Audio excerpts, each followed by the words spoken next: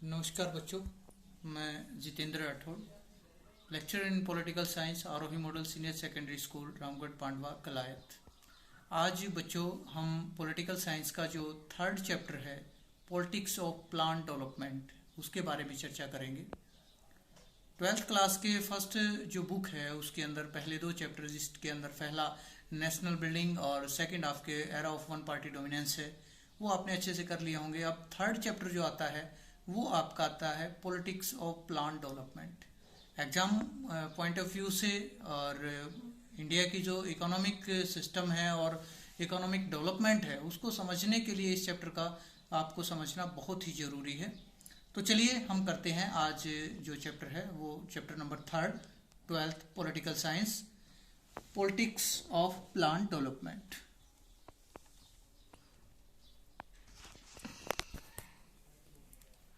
तो जो हमारा चैप्टर है इसका इंट्रोडक्टरी पार्ट में हम देखते हैं कि इंडियन डेमोक्रेसी और in a democratic country the final decision must be political decision taken by people in representatives who are in touch with the feelings of the people. ये कहता है कि किसी भी देश के लिए जो पॉलिसी मेकिंग का काम है, या स्पेशली इंडिया की हम बात करें तो पॉलिसी मेकिंग का जो काम है वो हमारे पॉलिटिकल रिप्रेजेंटेटिव्स जो होते हैं वो बनाते हैं। और हमारे पॉलिटिकल रिप्रेजेंटेटिव्स ने उस टाइम जो है वो पॉलिटिक्स ऑफ प्लान डेवलपमेंट, देश की जो राजनीति थी उस राजनीति के अंतर्गत किस प्रकार से आर्थिक विकास किया जाए, इस बात को जो है वो समझने का और प्रयास किया कि किस प्रकार से प्लान डेवलपमेंट किया जाए। After independence everyone agreed that the development of India will take place by economic growth along with social and economic justice. ये कहता है कि आफ्टर इंडिपेंडेंस, स्वतंत्रता के बाद सभी के सामने एक ही लक्ष्य था, चाहे वो भारतीय जनता हो या भारत के जनप्रतिनिधि हो, उन सब के सामने एक एम था और वो एम ये था कि देश का इकोनॉमिक डेवलपमेंट कैसे हो और वो भी एक सोशल जस्टिस के साथ, सामाजिक न्याय कैसे मिले, सभी को समानता कैसे मिले, सभी आगे कैसे बढ़े, ये सभी के माइंड में उस टाइम था। There was disagreement on the kind of that the government must play in ensuring economic growth with justice। ये कहता है कि उस समय जो सरकार जो थी, इस बात के ऊपर कोई भी जो है एक मत नहीं था कि किस विधि से देश का विकास किया जाए और देश के अंदर इकोनॉमिक ग्रोथ जो हो वो कैसे हो, सोशल जस्टिस कैसे आए, उसके लिए क्या मॉडल अपनाया जाए, किस प्रकार की व्यवस्था की जाए, इसके ऊपर जो भी चाहे जनता है या मुख्य विचारक जो थे या फिर जो अर्थशास्त्री जो थे वो एकमत नहीं थे, क्योंकि देश बहुत बड़ा था, देश के अंदर बहुत सारी समस्याएं थी। तो उन सबको देखते हुए कोई भी एक मॉडल अपना लेना देश के लिए हितकर नहीं था। अब ये कहता है आइडिया ऑफ डेवलपमेंट, विकास का जो आइडिया है या विचार है ये क्या था। And any discussion on development is bound to generate contradictions, conflict and argument। ये कहता है कि जब हम विकास की बात करते हैं तो विकास के मामले में कई सारे कन्फ्लिक्ट हैं विकास को लेकर। विकास क्या है, सबसे पहले हम डिस्कस करते हैं कि what is development. Development is a multi dimensional concept, ये एक बहुआयामी जो है वो कंसेप्ट है। कुछ विचारक ये मानते हैं कि देश की अर्थव्यवस्था का विकसित हो जाना ही विकास है, जबकि कुछ विचारक ये मानते हैं कि देश की जो जनता है उसकी जो लिविंग स्टैंडर्ड है उसका ऊपर उठ जाना विकास है। कुछ विचारकों के अनुसार साइंटिफिक जो मेथड्स हैं या देश की जो प्रौद्योगिकी है या विज्ञान है उसका विकसित होना ही विकास है। तो अलग अलग जो विचारक हैं उनके अकॉर्डिंग जो डेवलपमेंट है उसके अलग अलग व्यूज हैं, अलग अलग, क्योंकि ये एक मल्टी डायमेंशनल कंसेप्ट है। Development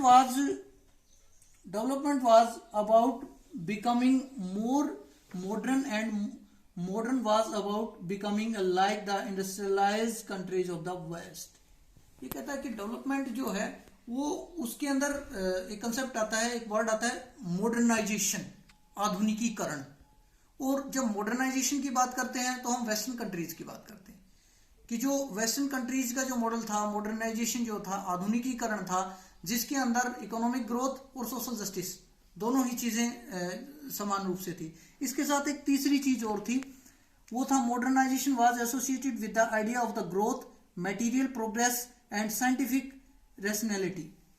scientific rationality, economic growth with scientific rationality, यानी कि जो वैज्ञानिक विकास जो था या वैज्ञानिकता जो थी उसके अंदर भी विकास का हो जाना जो है वो विकास का एक आयाम या विकास माना जाता था। तो हम जब विकास की एग्जामिनर आपसे सीधे सीधे क्वेश्चन पूछता है what do you mean by development, then you says that development is a multi dimensional concept according the many thinkers says on their own words, growth, economic growth and social justice is the main aims of the development. Features of Indian development planning. अब examiner आपसे जो है वो question पूछता है सीधे सीधे। कई बार आपके 4 मार्क्स में ये क्वेश्चन पूछा गया है, और जब ये सेमेस्टर सिस्टम हुआ करता था तो इस बुक से बड़ा क्वेश्चन, ऐसे टाइप क्वेश्चन भी आता था इस चैप्टर से, और उस दौरान ये क्वेश्चन कई बार पूछा भी गया है। लेकिन अब जो है वो कंबाइंड सिलेबस आता है तो 4 मार्क्स का क्वेश्चन इस चैप्टर से आने की अधिक संभावनाएं होती है, जिसके अंदर ये भी एक इम्पोर्टेंट क्वेश्चन बनता है कि features of Indian development planning, कि जो भारतीय जो विकास की जो प्लानिंग थी, जो परियोजना थी विकास की, उसकी क्या फीचर्स थी, क्या विशेषताएं थी। तो first, to increase the national income and standard of living. Bharat के सामने सबसे बड़ी समस्या ये थी कि इंक्रीज द नेशनल इनकम, राष्ट्रीय जो आय थी उसका विकास करना जो है वो भारत के सामने एक समस्या थी। इसके साथ साथ standard of living, standard of living, लोगों का जीवन स्तर था उसको ऊपर उठाना था, उसको ऊंचे उठाना था, ये भी भारतीय लोगों के सामने एक बड़ी समस्या थी। भारत के जो प्रतिनिधि थे, जनप्रतिनिधि थे, उनके सामने एक समस्या थी। हैवी इंडस्ट्रियलाइजेशन, इतने बड़े देश के लिए और आर्थिक विकास, किसी भी देश का आर्थिक विकास इंडस्ट्रीज के ऊपर बहुत हद तक निर्भर करता है, और भारत के लिए ये भी एक बड़ी दिक्कत थी कि भारत के अंदर जो उद्योग जो थे वो अंग्रेज हमें इस अवस्था में नहीं छोड़कर गए थे कि हमारे यहाँ इंडस्ट्रियलाइजेशन को स्मूथली चलाया जा सके। तो हैवी इंडस्ट्रीज जो थी उनको डेवलप करना था। Growth in employment avenues, employment, लोगों को रोजगार देना, क्योंकि नवस्वाधीन राष्ट्र के सामने एक अनएम्प्लॉयमेंट की भी बहुत बड़ी समस्या थी। इसके लिए भी भारत को जो है रोजगार, नए रोजगार जो है वो उपलब्ध कराने थे देश लोगों को। और इसके अलावा जो है नेक्स्ट था आपका to reduce the inequality of income and wealth.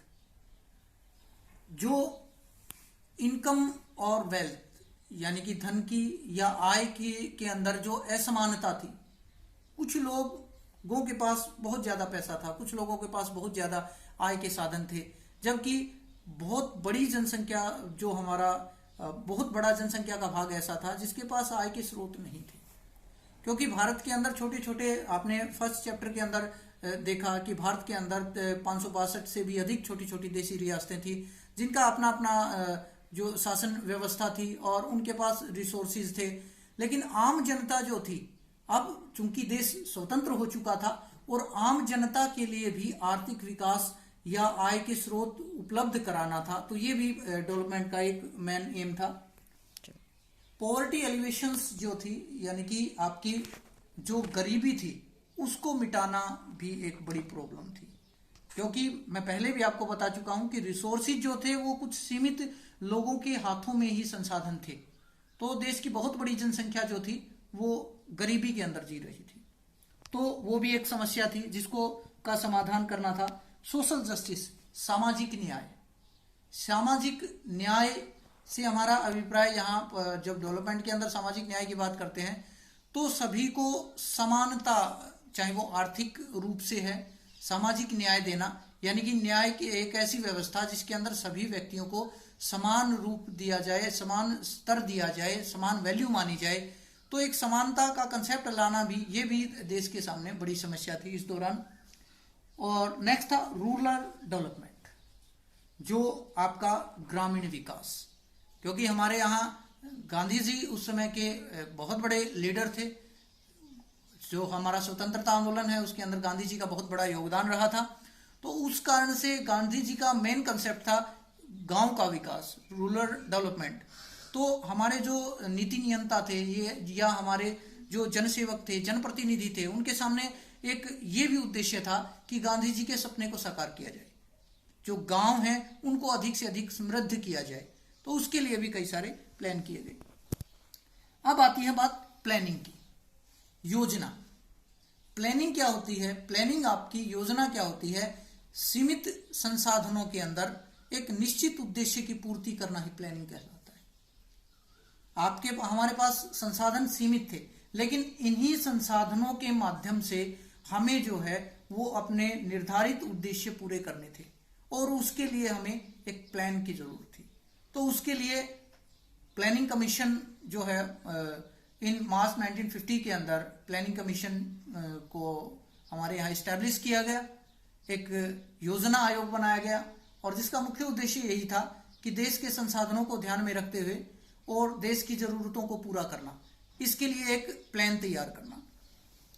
तो planning, despite the various difference, there was a consensus of one point that development could not be left to private sector, so there was the need for the government to develop a design or plan for development।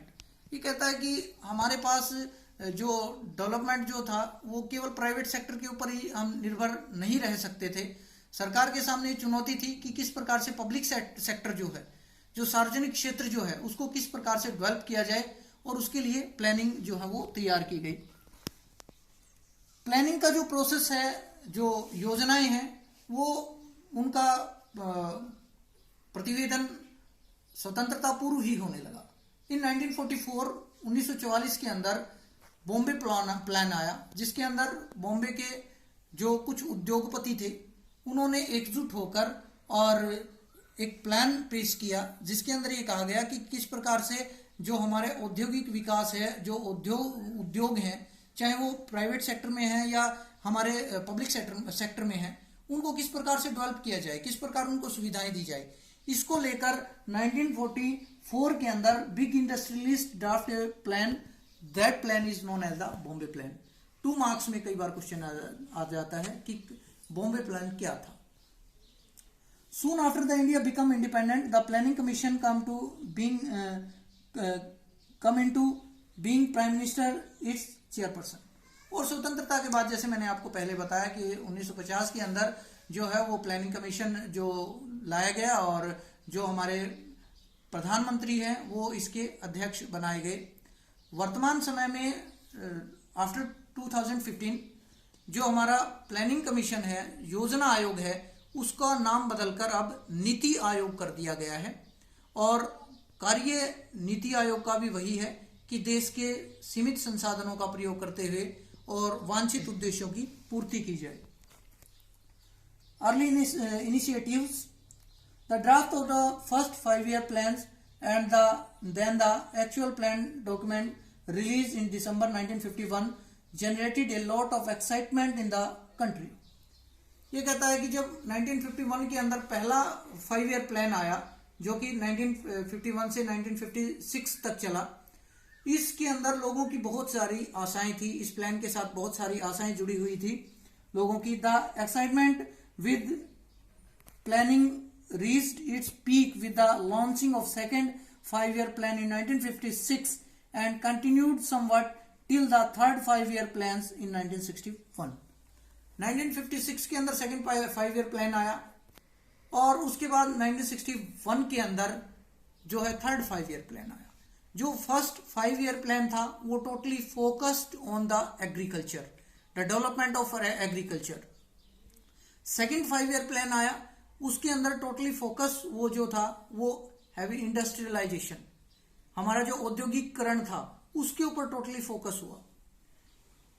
The first 5 year plan 1951 to 1956 addressed mainly the agrarian sector including investment in the dams and irrigations। जो first 5 year plan आया उसके अंदर जो dams जो थे वो बनाए गए, और इसके अलावा इरिगेशन सिस्टम जो था हमारा, सिंचाई जो परियोजनाएं थी उनके ऊपर जो है वो फोकस किया गया। मल्टीनेशनल जो मल्टीपर्पज डैम्स जो है या मल्टीपर्पज जो योजनाएं जो थी वो लाई गई ताकि देश का जो है वो सर्वांगीण विकास हो सके। On the basic aim of the planners was to raise the level of national income which could be possible only in the people saved money then they spend. और ये प्लान लाने का प्लानर्स का एक ही उद्देश्य था कि लोगों के जीवन स्तर को ऊपर उठाया जाए, जिससे ना केवल वो धन का अर्जन करके अपितु वो धन को इन्वेस्ट भी कर सके, स्पेंड भी कर सके।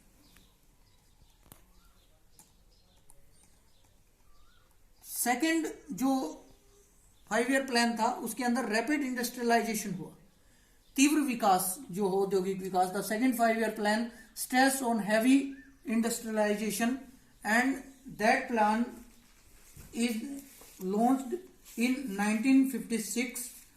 और इस प्लान के अंदर जो मेनली हैवी इंडस्ट्रीज जो थी उनके ऊपर फोकस किया गया। Professor PC Mahalanobis the architect of the plan emphasise on the need to increase investment in heavy industries to achieve industrialization and rapid economic development of country. The Mahalanobis plan, as it was called, aimed to create employment avenues, building a strong capital base and increase productive and technological capability of the economy. Top priority was given to heavy industries like machines, buildings, steel, machine tools, heavy chemicals, cement, etc., especially in the public sector. Substantial tariffs on import were imposed to promote domestic industries। और इस 5 year plan के according क्या किया गया, heavy industries जो थी उनके ऊपर फोकस किया गया, और इसके अलावा जो हमारा डोमेस्टिक प्रोडक्ट था उसको अपलिफ्ट करने के लिए जो फॉरेन जो विदेशों से हमारे यहाँ वस्तुओं का आयात किया जाता था उसके ऊपर जो है वो रोक लगाई गई। तो mainly this plan is focused on industrialisation. Examiner आपसे क्वेश्चन पूछता है what do mean by Mahalanobis plan, या फिर एग्जामिनर आपसे क्वेश्चन पूछ लेता है कई बार 2 नंबर में कि पहले जो प्रथम पंचवर्षीय योजना जो रही फर्स्ट 5 year प्लान था वो किसके ऊपर फोकस था, या सेकंड 5 year प्लान किसके ऊपर फोकस था। तो आप इजिली आप आंसर दे सकते हैं। First 5 year plans totally emphasised on the agriculture while the second 5 year plans totally emphasised on the industrialisation. अब ये कहता है कि एग्रीकल्चर वर्सेस इंडस्ट्रीज, जो प्लानर्स जो थे हमारे, जो हमारे यहाँ प्लानिंग कर रहे थे, उनके सामने कई सारी समस्याएं उत्पन्न खड़ी हुई। जैसे फर्स्ट 5 year प्लान के अंदर हम बात करें तो एग्रीकल्चर के ऊपर फोकस किया गया। उसके बाद हमारी इंडस्ट्रियल नीड्स जो है वो काफी हाई हो गई।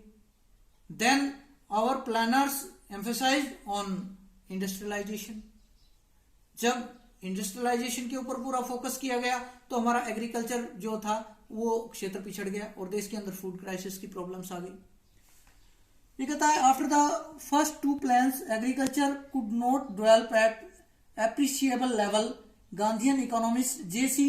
Kumarappa proposed an alternative blueprints that put greater emphasis on the rural industrialization. Some other thought that without a drastic increase in industrial production, there could be no escape from cycle of poverty। ये कहता है कि जब agriculture के ऊपर की बात चली तो एक गांधीयन इकोनॉमिस्ट थे J.C. कुमारप्पा, इंडियन इकोनॉमिस्ट हैं, उन्होंने ये कहा कि एग्रीकल्चर को तब तक एग्रीकल्चर सेक्टर जो वो अपलिफ्ट तब तक नहीं हो सकता जब तक कि रूरल डेवलपमेंट नहीं होगा, ग्रामीण क्षेत्रों का विकास नहीं होगा। और इसके लिए उन्होंने जो है ये की कंसेप्ट दिया कि एग्रीकल्चर को डेवलप करने के लिए जो रूरल एग्रीकल्चर है, ग्रामीण जो कृषि है, उसको उन्नत करना होगा, वहां पे हमें सुविधाएं अधिक देनी होंगी। Public versus private sector. India adopt mixed economy where element of both public and private sector exist together. Critics argued that the planners refused to provide the private sector with enough space and the stimulus to grow. The enlarged public sector produced powerful vested interest that created enough hurdles for private capital. ये कहता है कि public और private sector जो है उसके अंदर किसके ऊपर फोकस किया जाए। देखिए, जब इंडियन डेवलपमेंट की बात आती है तो कई बार हमारा जो एग्जामिनर ने बोर्ड एग्जाम के अंदर क्वेश्चन पूछा है कि which model India accepted for their development, कि भारत ने अपने विकास के लिए कौन सा मॉडल जो है वो एक्सेप्ट किया। तो जब इंडिया इंडिपेंडेंट हुआ तो उसके सामने दो मॉडल थी। फर्स्ट मॉडल था कैपिटलिस्ट मॉडल और सेकंड मॉडल था आपका कम्युनिस्ट मॉडल। कैपिटलिस्ट मॉडल जो कि आपका अमेरिका के द्वारा उसको लाया जा रहा था, जिसके अंदर प्राइवेट सेक्टर जो है उसके ऊपर कैपिटलिस्ट मॉडल के अंदर पूरा एम्फेसाइज्ड ऑन प्राइवेट सेक्टर। और दूसरा जो कम्युनिस्ट मॉडल था वो पब्लिक सेक्टर के ऊपर पूरा फोकस कर रहा था कि पब्लिक सेक्टर को जो है अधिक से अधिक उन्नत किया जाए और उसी के आधार पर विकास किया जाए। जो हमारा कम्युनिस्ट मॉडल है वो बेस्ड ऑन रशियन मॉडल, इसे रशियन मॉडल भी कहा जाता है क्योंकि रूस इसी मॉडल से डेवलपमेंट कर रहा था। तो हमारे सामने एक विकट समस्या हुई कि हम कौन सा डेवलपमेंट के लिए किस मॉडल को अपनाएं। हमारी परिस्थितियां ऐसी नहीं थी कि पब्लिक सेक्टर जो है अगर उसी को के ऊपर फोकस कर दिया जाए तो एक देश का बहुत बड़ा हिस्सा, more than 90% peoples of country, वो जो है विकास की मुख्य धारा से छूट जाने थे। और अगर पब्लिक सेक्टर के ऊपर एम्फेसाइज करे तो हमारे पास, देश के पास इतना पैसा नहीं था। पब्लिक सेक्टर के अंदर पैसा लगने के लिए बहुत से राजा रजवाड़े थे जिनके पास अथाह धन संपत्ति थी, लेकिन पब्लिक सेक्टर के अंदर सरकार को खुद पैसा लगाना था। तो इन दोनों ही स्थितियों से जूझते हुए इंडिया ने एक मॉडल अपनाया जिसे मिक्स्ड इकोनॉमिक मॉडल कहा जाता है।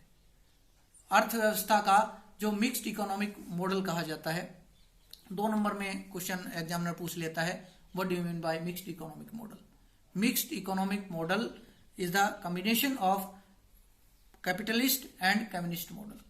यहां पर कुछ उद्योग प्राइवेट सेक्टर को दिए जाएंगे और इंपॉर्टेंट जो इंडस्ट्रीज हैं वो पब्लिक सेक्टर में ली जाएंगी। ये मॉडल इंडिया ने रखा अपने डेवलपमेंट के लिए और इससे भारत ने काफी विकास भी किया। The first 5-year plan major outcome. The early initiative plan development for releasing economic development the country wellbeing. Those who benefited from unequal development soon become politically powerful, more difficult, more desired. There were the 3 major outcome. ये कहता है कि भाई first 5-year plan के 3 outcome निकल कर आए। मुख्य तौर पर जो है वो फर्स्ट 5-year प्लान था, उसके अंदर हमारा जो सामाजिक विकास है उसके ऊपर अधिक फोकस हुआ। जो लोग पिछड़ी अवस्था में थे, जो आम जनता जो थी, उनको इस मॉडल से ज्यादा जो है वो लाभ हुआ। इसके अलावा हम इसके अंदर 3 मॉडल जो है वो देखते हैं, 3 जो आउटकम देखते हैं, 3 outcomes. Economic foundation. During first 2 plan foundation India's future economics growth and Hirakud irrigation power generation, some the heavy public sector steel plants, refineries, manufacturing, defense production started during this era. Infrastructure for transport and communication improved substantially. ये कहता है कि इस दौरान जो है first 5-year plan से हमें क्या मिला, हमें हीराकुंडा बांध जैसे प्रोजेक्ट मिले। इसके अलावा हैवी इंडस्ट्री जो हमारे थे वो उनका इस्टेब्लिशमेंट हुआ, हमारी डिफेंस इंडस्ट्री जो है वो डेवलप हुई। इसके अलावा लैंड रिफॉर्म्स हुए, जो भूमि सुधार हुए, जिसके अंदर colonial system, zamindari was abolished, attempt consolidation land, bringing small pieces together, initiated zamindari जो प्रथा थी उसे अंत कर दिया गया, जोतों का जो है वो संरक्षण किया गया, और इसके अलावा जो है जोतों का एकत्रीकरण किया गया, इस्तेमाल की व्यवस्था हुई।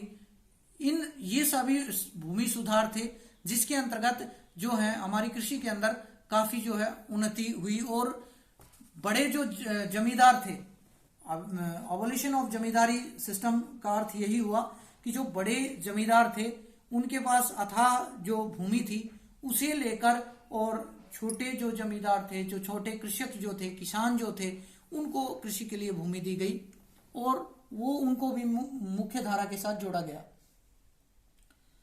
इसके अलावा green revolution and white revolution, जो आपकी हरित क्रांति और श्वेत क्रांति, ये भी इस जो एरा था हमारा 1951 टू 1967 तक का जो था, या 1970 तक का जो एरा है, 2 डिकेज जो है हमारे, फर्स्ट 2 डिकेज आफ्टर इंडिपेंडेंस, इनके अंदर green revolution and white revolution ये भी आई, हरित क्रांति और श्वेत क्रांति। एग्जामिनर आपसे जो है वो ग्रीन रेवोल्यूशन के ऊपर एग्जामिनर 4 मार्क्स में क्वेश्चन पूछता है कि ग्रीन रेवोल्यूशन क्या थी। तो ग्रीन रेवोल्यूशन की हम बात करें, during the 1960 the government offered high yielding varieties seeds, fertilisers, pesticide and better irrigation and highly subsidised price, this was termed as green revolution. 2 marks में एग्जामिनर क्वेश्चन पूछता है।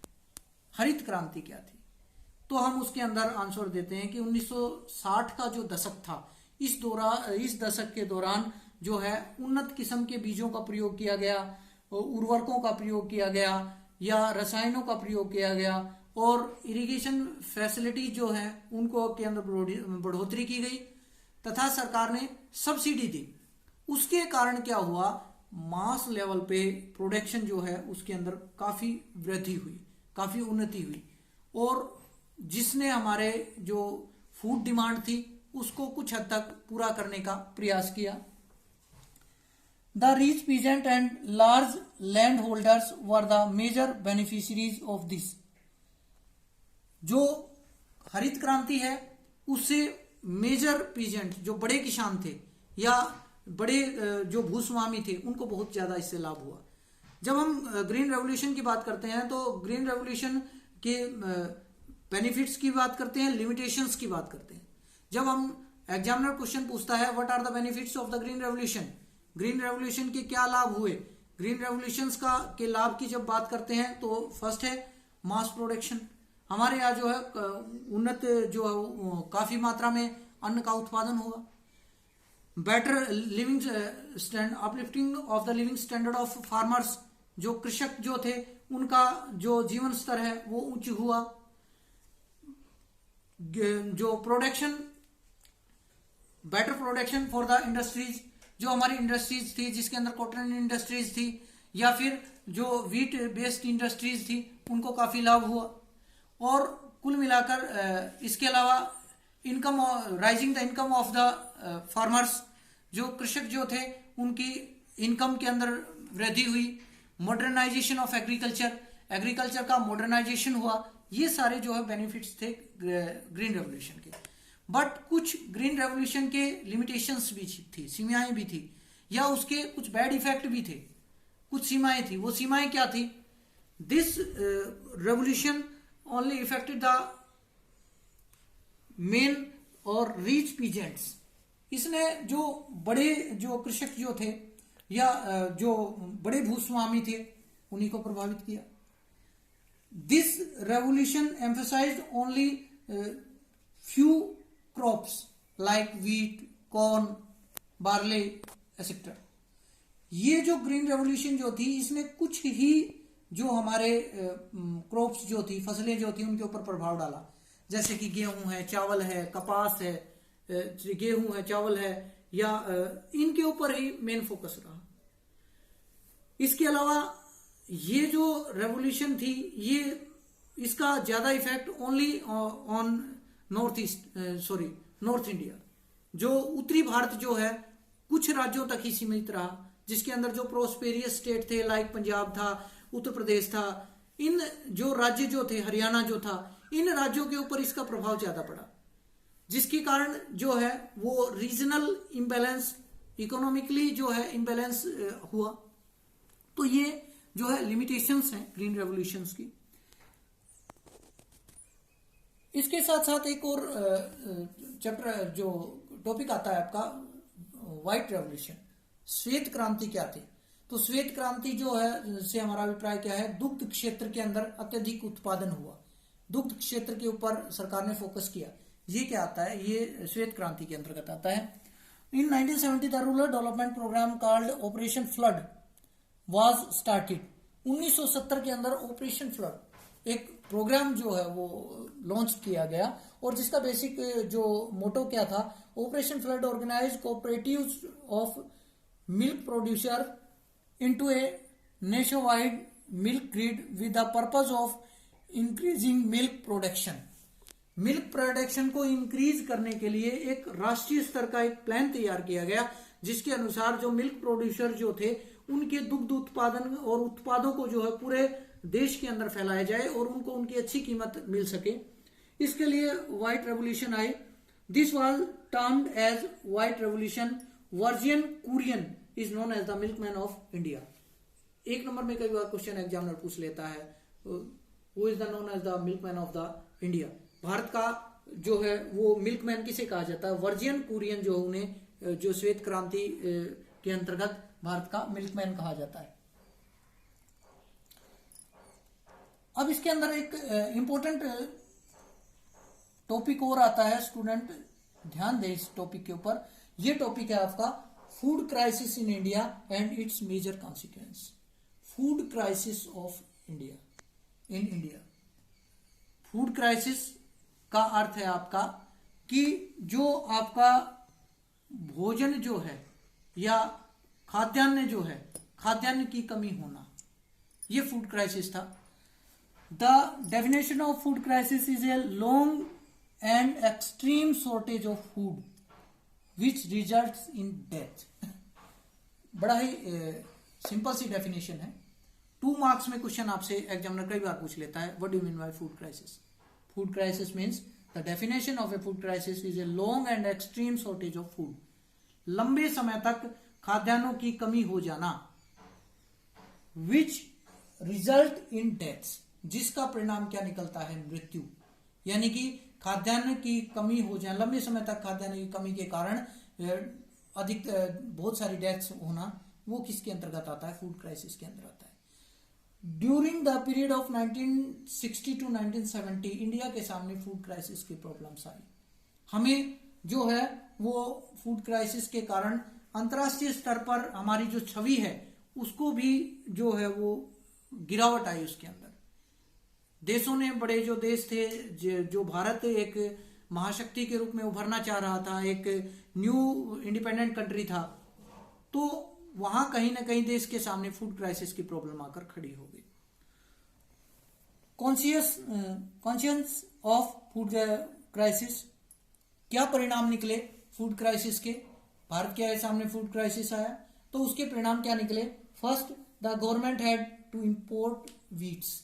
भारत को बड़ी मात्रा में गेहूं जो है वो आयात करना पड़ा, और इस कारण से देश की जो मुद्रा जो थी उसके अंदर कमी आ गई, क्योंकि देश के सामने सबसे बड़ी समस्या क्या थी, देश की जनता की भूख शांत करना, उनका पेट पालना, और उसके लिए जो है विदेशों से गेहूं का आयात किया गया। Accepting foreign aid mainly from the US. Foreign aids, दूसरे जो विदेशों से सहायता प्राप्त की गई, ये भी एक हमारे सम्मान को ठेस पहुंचाने वाली बात थी। और इससे एक बड़ा ही इंटरेस्टिंग फैक्ट जुड़ा है।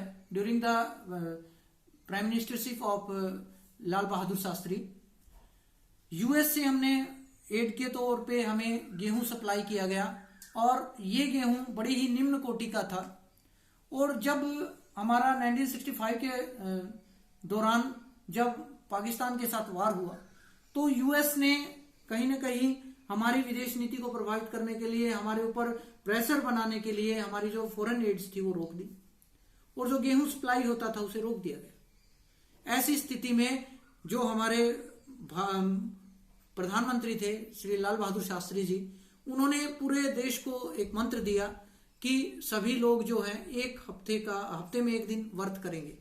और वही समय था जब उन्होंने प्रधानमंत्री भवन के अंदर जो है वो गेहूं का उत्पादन किया और वहीं से नारा निकल कर आया, जय जवान जय किसान। कई बार 1 नंबर में क्वेश्चन एग्जामिनर आपसे पूछ चुका है, जय जवान जय किसान का नारा किसने दिया था? लाल बहादुर शास्त्री जी ने दिया था। और बाद में इसी के अंदर जोड़ दिया गया श्री अटल बिहारी वाजपेयी जी के द्वारा, जय जवान जय किसान और जय विज्ञान। और माननीय मुख्यमंत्री जी ने, जो हरियाणा के मुख्यमंत्री है मनोहर लाल खट्टर जी, उन्होंने एक रिसेंटली नारा दिया था, जय जवान जय किसान जय पहलवान। तो कई बार एग्जामिनर यहाँ से भी क्वेश्चन उठा लेता है, आपको जो है न्यूज़पेपर्स के साथ भी टच रहना चाहिए।